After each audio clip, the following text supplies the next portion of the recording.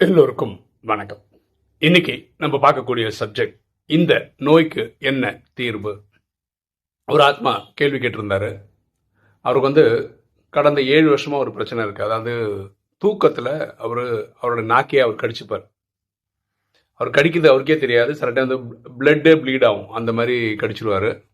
அதுக்கப்புறம் ஒரு வாரம் சாப்பிடவே முடியாது. இப்படி ஒரு பிரச்சனை இருக்கு.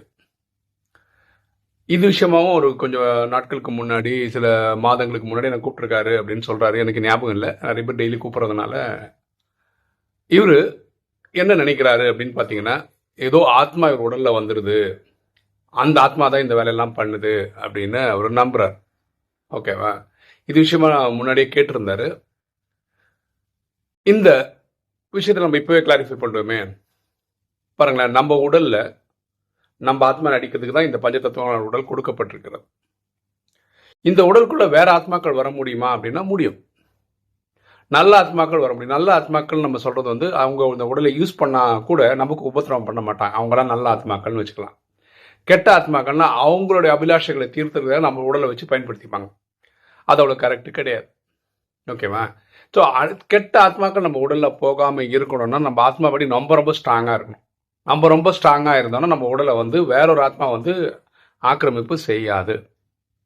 இதுக்கு நீங்கள் ராஜயோகம் பண்ணீங்கன்னா, நினைவு பண்ணீங்கன்னா, மன்மனா பவ பண்ணீங்கன்னா, தன்னை ஆத்மாவினை உணர்ந்து ஆத்மாவின் தந்தையை அன்பா நினைவு பண்ணீங்கன்னா, ஆத்மா இருக்க புத்தி ஸ்ட்ரெங்தன் ஆகும். புத்தி ஸ்ட்ரெங்தன் ஆயிடுச்சுன்னா மனசு அலைப்பாயுது நீக்கும். அப்போ வேற இந்த தேவையில்லாத ஆத்மாக்கள் நம்ம உடல்ல பிரவேசம் ஆகுது நீக்கும்.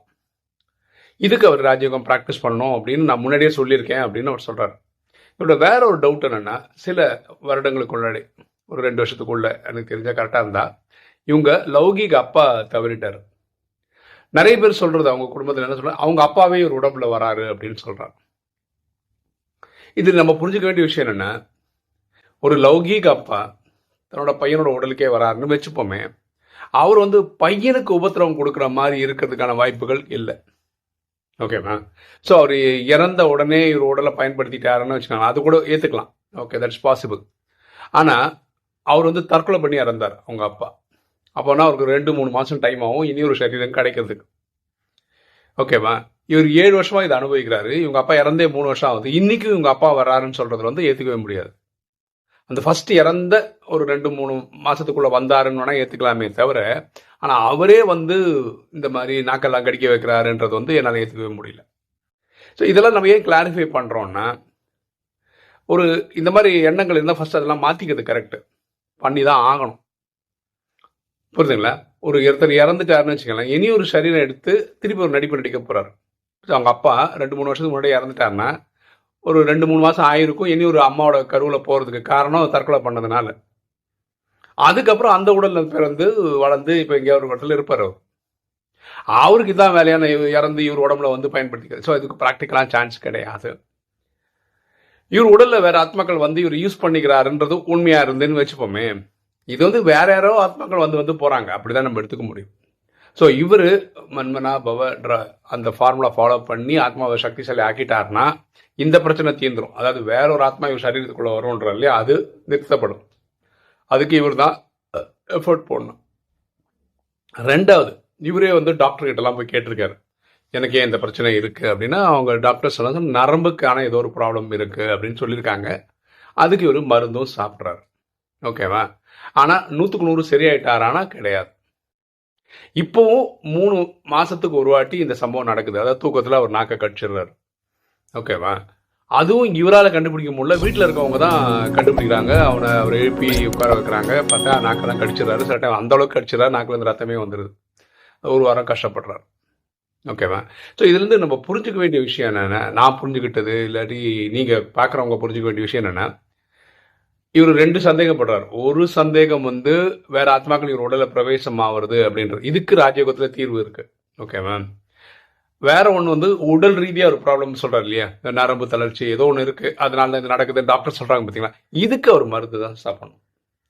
பரமாத்மா ரொம்ப கிளியரா சொல்றாரு, நான் ஆத்மாவுக்கான டாக்டர், உடலுக்கான டாக்டர் கிடையாது. அப்படின்னா என்ன, ஆத்மா ரிலேட்டட் எல்லா ப்ராப்ளத்துக்கும் நீங்க பரமாத்மா கிட்ட போகலாம். உடல் ரிலேட்டடா ப்ராப்ளம் இருந்தால் நீங்கள் எம்பிபிஎஸ் படித்த அதுக்கு மேலே படித்த டாக்டர் கிட்ட தான் போகணும். அதுதான் சொல்யூஷனாக இருக்கும். இப்போ நான் அந்த தம்பிக்கிட்ட என்ன சொல்லியிருந்தேன்னா, நான் வந்து நமக்கு தெரிஞ்ச ஆத்மாக்கள் இருக்குல்ல, இந்த மென் எம்பிபிஎஸ் ரிலேட்டடாக இருக்க அந்த நபர்களுக்கெல்லாம் இந்த மெசேஜ் அனுப்பிச்சிருக்கேன். இனிமே அவங்க இது என்னவா ப்ராப்ளம், ஏன்னா இவர் ஒரு டாக்டர்கிட்ட போகிறாரு, அவர் தான் நரம்பு ப்ராப்ளம் சொல்கிறாரு, அவர் தான் மருந்து கொடுக்குறாரு. ஓகேவா, நான் 7 வருஷம் ஆகியும் அந்த ப்ராப்ளம் இனி ஃபிக்ஸ் ஆகலை. ஃபிக்ஸ் ஆகலைன்னு சொல்ல முடியாது, ஏன்னா 3 மாதத்துக்கு ஒரு வாட்டி தான் இந்த பிரச்சனை வருது. முன்னாடி அது அடிக்கடி இருந்திருக்கலாம். இப்போ 3 மாதம் வரைக்கும் இருக்குது. அது வந்து 6 மாதம் ஆகி 1 வருஷம் ஆகி டக்குன்னு ஒரு நாள் இல்லாமே போகலாம். ஸோ அதுவும் கரெக்ட் டைரக்ஷன் தான் போயிட்டுருக்காரு அப்படின்னு நம்புகிறோம். சரியா? ஸோ நான் இனி ஃப்ரெண்ட்ஸ் கிட்ட சொல்லியிருக்கேன், டாக்டர்ஸ் ஃப்ரெண்ட்ஸ் கிட்ட சொல்லியிருக்கேன். அங்கேருந்து ஃபீட்பேக் வந்ததுக்கப்புறம் அதையும் நான் இவர்கிட்ட சொல்லி இதை ஒரு முயற்சி எடுக்கும்போது இந்த ப்ராடக்ட் விட்டு ஃபுல்லாக சரியாயிடும் அப்படின்றது என்னுடைய நம்பிக்கை. இப்போது வீடியோ பார்க்குற நீங்கள் இவருக்கு வேற என்ன பிரச்சனை இருக்கும்னு நினைக்கிறீங்க? இல்லை இந்த மாதிரி கதையெல்லாம் கேட்டிருக்கீங்களா? நான் இதான் ஃபஸ்ட் டைம் கேள்விப்படுறேன். ஒருத்தர் தூக்கத்திலேயே நாக்க கடிக்கிறாருன்றதெல்லாம் இப்போ தான் நான் கேள்விப்படுறேன். இது முன்னாடி நான் கேட்டது கிடையாது. ஸோ என்னுடைய புரிதல் வந்து இவரோட உடலை வந்து வேற ஒரு ஆத்மா பிரவேசமாகி பிரச்சனை பண்ணுறேன். பாருங்களேன், ஒரு உடலை வந்து ஒவ்வொரு டைமில் ஒவ்வொரு ஆத்மாக்கள் ஏறலாம். எல்லாருமே நாக்க தான் கடிக்க வைப்பாங்கன்றது வந்து ஏற்றுக்க முடியாத ஒரு விஷயமா இருக்குது. ஸோ இது அந்த டாக்டர் சொன்ன மாதிரி ஏதோ நரம்பு ரிலேட்டடாக ஏதாவது ஒரு ப்ராப்ளம் இருக்கலாம். ஸோ அது வந்து தூக்கத்தில் தான் அது வந்து அதோடைய வெளிப்பாடு வரலாம். அது டைமில் தான் இன்வாலண்ட்ரியாக நடக்குது. இவருக்கே நாக்க கடிக்கிறான்றதும் தெரியல, கடிச்சிட்டாருன்றதும் தெரியல, வீட்டில் இருக்கவங்க எழுப்புனதுக்கு அப்புறம் தான் தெரியுது. ஸோ இது உடல் ரீதியாக தான் இருக்கணும் அப்படின்றது இருக்குது எனக்கு புரிஞ்சு விட்ட வரைக்கும். ஓகேவா? அதுக்கு ஒரு நல்ல இங்கிலீஷ் டாக்டரை பார்த்து இல்லை ஏதாவது ஒரு ஃபார்ம் ஆஃப் மெடிசனில் அதுக்கு ஒரு தீர்வு இருந்தால் அதை அவரை தேடி கண்டுபிடிக்கணும். அதுக்கு நம்மளும் ட்ரை பண்ணி பார்க்கலாம், நம்ம எதுவும் சொல்லலாம். உங்களுக்கு என்ன கமெண்ட்ஸ் தோணுதுன்றதை கமெண்ட் செக்ஷனில் போட்டிங்கன்னா நல்லாயிருக்கும். ஓகே, ஒரு எப்போ பார்த்தாலும் நம்ம சீரியஸான சப்ஜெக்ட் தான் பேசுகிறோம். ஒரு சுவாரஸ்யமான தகவல் இதுக்கும் நீங்கள் கமெண்ட் செக்ஷனில் சொன்னீங்கன்னா நல்லாயிருக்கும். அதாவது அதிகாலையில் எழுந்த உடனே ஒரு நாள் எப்போ எழுந்துக்குது ஏன்னா அமிர்த வேலையில் தான் நமக்கு ஸ்டார்ட் ஆகுது. கரெக்டாக நீங்கள் வாயை திறந்து பேசுகிற முதல் வார்த்தை என்ன, உங்களுக்கு ஞாபகம் இருக்கா அப்படின்றத கமெண்ட் செக்ஷனில் சொல்லணும். எனக்கு பார்த்தீங்கன்னா அமிர்த வேலையில் எழுந்துக்கிறேன், பாபாவை நினைவு பண்ணுறேன். அப்போ நினைவுனால எண்ணங்களால் நம்ம இறைவன்கிட்ட பேசிடுறோம். அப்போ வாயை திறந்தெல்லாம் பேசுறது கிடையாது. அதுக்கப்புறம் நம்ம வந்து யூடியூப்பில் வீடியோ போடுறதுக்காக ஸ்கிரிப்டெல்லாம் எழுதுறோம். அப்போது நான் எனக்கே மனசுக்குள்ளே பேசிக்கிறேன். ஓகேவா? அதுக்கப்புறம் நான் வீடியோ ரெக்கார்ட் பண்ணுறேன். வீடியோ ரெக்கார்ட் பண்ணும்போது தான் முதல் முறையாக வாயை திறந்தே நான் பேசுகிறேன். அப்படி பேசும்போது நான் சொல்கிற வார்த்தை என்ன, எல்லோருக்கும் வணக்கம் அப்படின்னு சொல்லி தான் ஸ்டார்ட் பண்ணுறேன். அப்படின்னா என்ன, இதுதான் நான் பேசுகிற முதல் வார்த்தை. கடந்த 7 வருஷமாக இப்படி தான் நடந்திருக்கு. ஓகேவா? அப்பா அம்மா 2 பேருமே உயிரோடு இருக்கும்போது நான் 3:30 மணிக்கு எழுந்ததுக்கப்புறம் சில டைம் அவங்களுக்கு ஏதாவது தேவைக்காக கூப்பிடுவாங்க. எனக்கு அதை கொடு இதை கொடுன்னு எல்லாம் கேட்பாங்க பார்த்தீங்கன்னா, அப்போ நான் பேசியிருக்கேன். ஓகேவா? இல்லைன்னா அவங்களும் தூங்கிட்டு இருந்தாங்கன்னு வச்சுக்கோங்களேன், 3:30 மணிக்கு எழுந்தால் கூட நான் முதலாக பேசுகிற வார்த்தை எல்லோருக்கும் வணக்கம் தான் நம்ம வீடியோ ரெக்கார்ட் பண்ணும்போது. இப்படி தான் என்னோடய நாள் ஸ்டார்ட் ஆகுது. ஸோ நான் ஃபஸ்ட்டு பேசுகிறது உங்கள் கூட தான். ஓகேவா? ஆனால் நீங்கள் அடுத்த நாள் வீடியோவாக பார்ப்பீங்க. இப்போ நீங்கள் அதிகாலையில் எழுந்த உடனே முதல்ல பேசுகிற வார்த்தை என்ன? முன்னாடி நான் பக்தி பண்ணும்போது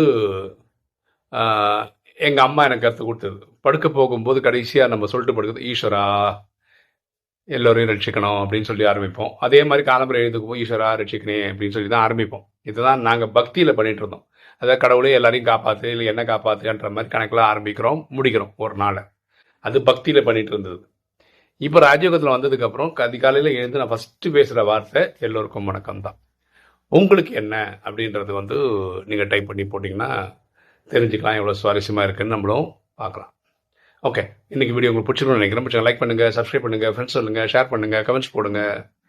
தேங்க்யூ.